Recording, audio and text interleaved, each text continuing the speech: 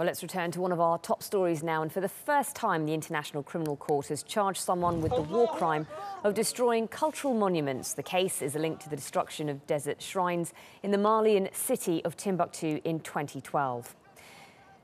Well, for more on the crime of destroying cultural monuments, we can cross live to New York to speak to the Director General of UNESCO, Irina Bokova. Welcome to the programme. This is the first case of its kind by the ICC. How do you go about bringing a case like this forward? I think this is an extremely important decision of the Chief Prosecutor of the ICC, Madame Fatou Bensouda. I congratulate her. It is important to end the impunity of the destruction of heritage. We are seeing nowadays too many systematic, deliberate destruction of heritage, of culture, of persecution of people, of minorities, and particularly in this case in Mali, we have been working, UNESCO and the Chief Prosecutor's Office, in order to bring to justice the perpetrators of these crimes. In fact, according to the Rome Statute of the International Criminal Court, Article 8 speaks about the fact that deliberate destruction of such heritage is a war crime. And I think it is particularly important now, with everything that we see in Syria and Iraq, to say we have to end the impunity and all the criminals have to be brought to justice. How can you justify calling the destruction of buildings a war crime when there are large numbers of civilian deaths in conflict zones all over the world that just simply don't get the same recognition? Oh, I think that it goes hand in hand with the persecution of people, with the huge humanitarian crisis.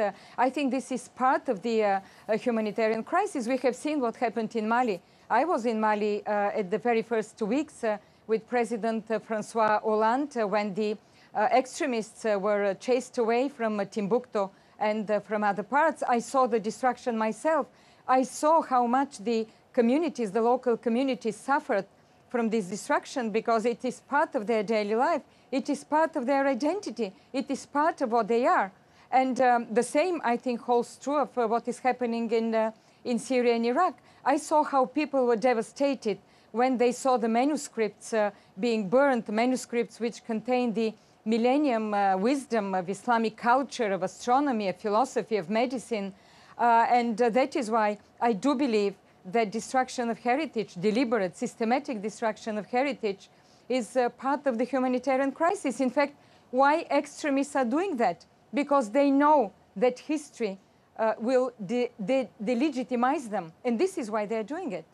Does UNESCO consider this then to be a milestone in preserving culture and heritage? I think yes. I think it is extremely important. I think that impunity has to be ended. And I think we are seeing nowadays too much deliberate, systematic, as I said, destruction, something that I call cultural cleansing, and justice should be there. We have been working, UNESCO, our team has been working with the team of the Chief Prosecutor from the very first moment of this destruction in Mali. In fact, we have turned to the International Criminal Court, to the Chief Prosecutor. Equally, we have also turned to her office with everything that is happening in Syria and Iraq, the destruction around World Heritage Sites in Hatra, in Nimrud, in Palmyra nowadays. At the end of the day, I think this is really an extremely important message that we are sending to all criminal activity around heritage and culture. We've seen large buildings and statues being destroyed, but it is known that terrorists are stealing smaller artefacts to sell them for considerable sums on the black market. How easy is it to sell artefacts like this? And what kind of buyers are we talking about? Well, I think this is the probably darker, also not very well known side of this extremist activity. This is the looting and the illicit trafficking of these objects. Let me just mention that already in February, the Security Council of the United Nations adopted a very important resolution. We worked hard with the Security Council for its adoption on the financing of extremism. Because the illicit trafficking of oil, of drugs, of human beings, including of cultural objects, is financing extremism and terrorism. At the end of the day, persecution of people, of minorities, and suffering the humanitarian crisis. So we are very much focused nowadays of stopping this illicit trafficking. We're working with the Interpol, with the International Customs Organization. 33 countries already have adopted very special measures, legislative, strengthening of institutions, exchanging information.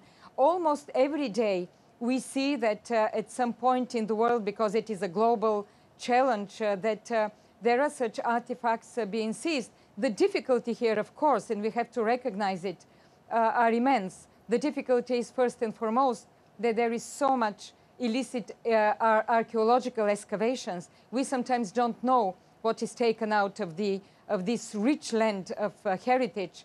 And this is where we are creating a special task force of experts so that they could, in cases of emergencies, they could help identify these artifacts that may appear somewhere in the world on the art market. And of course, Irina Bokova, those pieces that are lost under the black market trade, very difficult to track. Do you have any hope at all that those artifacts will make it back into the hands of archaeologists or indeed museums? I am much more optimistic nowadays when I see so much global mobilization. First and foremost, we should not forget that a resolution of the Security Council falls under Chapter 7 of the Charter of the United Nations. It means threat to peace and security. And it is not just only a cultural concern. I think nowadays we see that tracking this illicit trafficking is part of the security concern of so many countries and of the United Nations Security Council. I see that there is a global mobilization. I see also that the art market is responding more and more positive to this.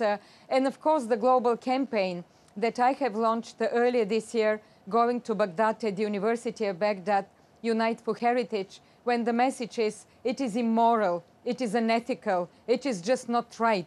And of course, trafficking such object is a direct threat to peace and security. I think this is an extremely important message. What are you hoping to get out of this trial, as in the end result? And is there anything that UNESCO can do to stop this from happening again? Well, I'm expecting, and I would like to congratulate once again the Chief Prosecutor Fatou Bensouda. I think it is an extremely important message. It is the first ever such trial after the adoption of the Rome Statute that deliberate destruction of heritage will be brought also to the International Tribunal. It is an extremely important message that we have to end the impunity. It is not as innocent as some people may think. Destruction of heritage is a war crime, and it has to be taken very seriously by the International Criminal Court. Okay, Irina Bokova in New York, thank you very much.